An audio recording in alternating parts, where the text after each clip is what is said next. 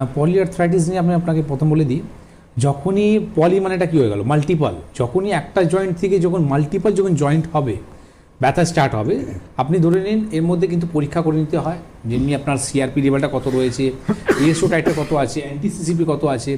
তো এই ধরনের যখনই আপনার আর্থ্রাইটিস হবে, আমরা তো বিভিন্ন রকম আর্থ্রাইটিসটা পাই, তো বলে দেওয়া হয়েছে আয়ুর্বেদের মধ্যে মোর দ্যান 200 আর্থ্রাইটিসের মধ্যেই আয়ুর্বেদের মধ্যে রয়েছে, তার মধ্যে একটা পার্ট আছে সেটা হচ্ছে পলিআর্থ্রাইটিস।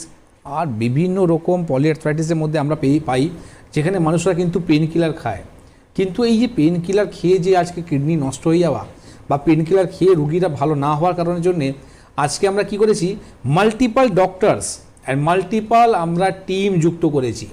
এই মাল্টিপলের জন্য মাল্টিপল তৈরি করেছি। কেন তৈরি করেছি? কারণটা হচ্ছে কি, দেশ বিদেশের মধ্যে শুধু একমাত্র আমাদের এনবিপি ইউনানি আয়ুর্বেদা রিসার্চ সেন্টারই আছে যেখানে সব জায়গায় এখন অ্যাভেলেবল হচ্ছে।